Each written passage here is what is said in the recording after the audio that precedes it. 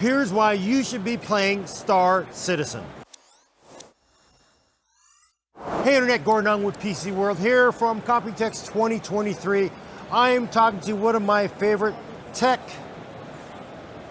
talkers. Yeah, why not? My brain is a little fried. Yes. This is the Poets. By the way, go to his YouTube channel. He is also on YouTubers, DAPOETS. But honestly, your TikTok content is top notch. This guy loves to water cool everything. He even water cools his NAS unit. Yeah. Delidded. Liquid metal. Crazy. Yeah. But I don't want to talk about all his awesome hardware coverage. I want to talk about this logo on his shirt because he plays Star Random. Citizen, Yeah. which I didn't even know had come out because it's been kind of the butt of the joke of the gamers, the internet, Well, that never launched. It's not really out, but it's playable. So whatever that means. So it's a playable alpha, right? Okay. And But it's like 6 years of playable alpha, right? maybe more. Okay. Maybe more. Yeah. The thing is, it's one of the least toxic, or basically most positive communities out there for gaming. That's one of the things that really brought me into it, because I played many different games over the years. I love space sims and stuff like that. Played Elite Dangerous, like 1,600 hours in Elite Dangerous, pandemic. And then one day of playing Star Citizen, I never went back to Elite Dangerous. Literally, just one day of playing it. That's the immersion and the positive community. Like just being in game, I'm like, how do I do this? And just like all kinds of help and support came out. When you compare that to other games, where you're like, how do I pull this trigger? And then everybody's going to trash you and Right. talk about your mama. So know? you said actually it's interesting because you can have how many players per server? Right now, like 120, but that's going to be growing, because before it was like 50 people, then they hit 100, then 120. We actually had like 113 people just on one ship together. It was a space yacht, and we had a lot of fun with that.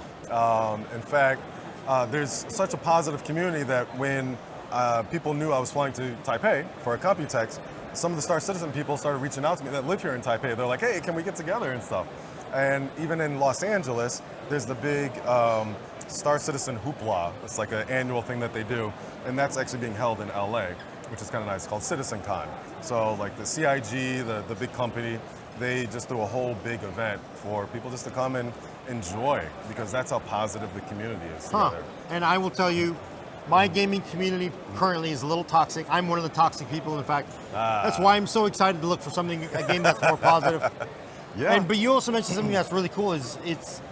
So if you leave a rock somewhere, it stays there? Yeah, so it's still in development. So if you're the type of person that loves to see new things coming out, like I know people play video games and like, oh, the DLC is coming out soon. No, the game is actually in development. So if you see a bug, type a report, they may fix it. If you're like, hey, this would play so much nicer if you do this, they may add it to the game, with the community support and stuff.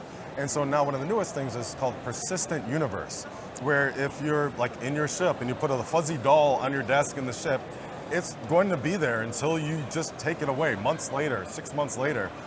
If you land on a moon and you, throw your gun on the, if I can say that on the channel, your weapon on the ground, you come back a month later, it's still going to be there unless another player came and picked it up, because it's a massive multiplayer game. And it's such a nice community because you can actually land somewhere and then see other people landing their ships or taking off in ground vehicles and doing their thing. You can do co-op stuff together. You can go bounty hunting. If another player is against the law, you'll have missions to go and get them and bring them to justice, and they can go to jail if you catch them. So a lot of my, best memories in the game have just been with others. That's when the shenanigans happen. That's when you're like, okay, we're going to go do this mission, but then the game goes sideways. And that's how you just remember for months and years all the fun that you've had in this game.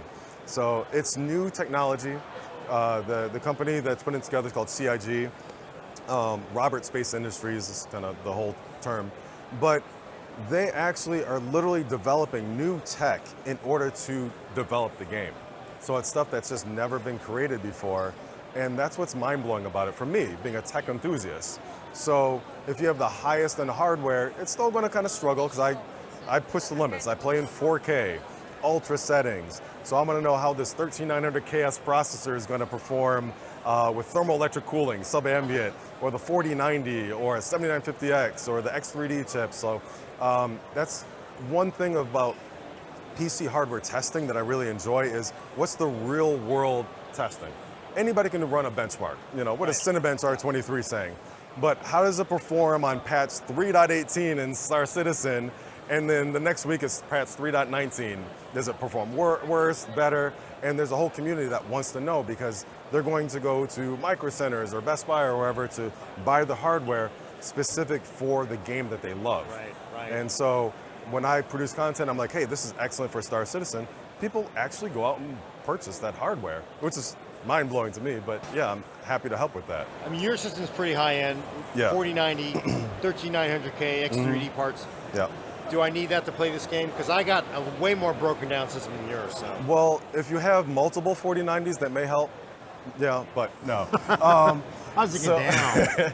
It's, again, in alpha, so it's Okay. not optimized at all. So when they're putting a feature in the game, it's to see if it conceptually works, Okay. and if the players love it, and if they need to tweak it.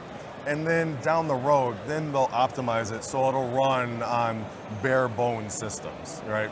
And so older features that are in game, yeah, they run very nicely on 1060s, you know, GPUs Okay. and lower end CPUs. But it is a CPU intensive game, GPU intensive game, need a lot of RAM.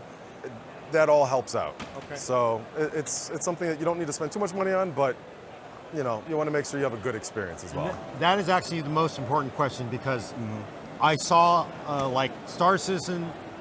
I thought like, wow, this ship looks cool. Some of it's Yeah. some of it's Yeah. very expensive. What does it take for a cheapskate like me to get into the game? Do I need to pay a lot of money? Well, I know you're a very wealthy man, so I got kids. You can easily spend $40,000 on a ship package in Star Citizen.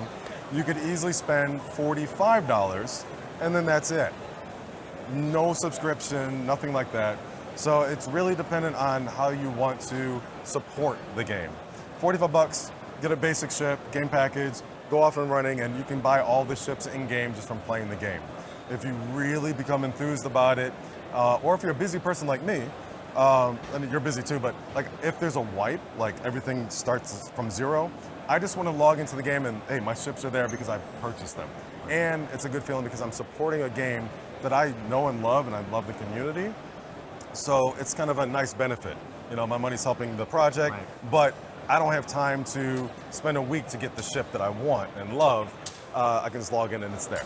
So it depends on how you want to do it. No, I hear you. I play World of Warships. I love World of Warships. Yes. I do, but I will say it's challenging for the class I play, and it's just gotten so hard. And I'm looking for a nicer experience, so that's why I'm excited about it. And Yeah. I buy plenty of ships, so I'm okay with that. Like, because there's certain things that I like, and it's worth supporting them. Yeah, yeah.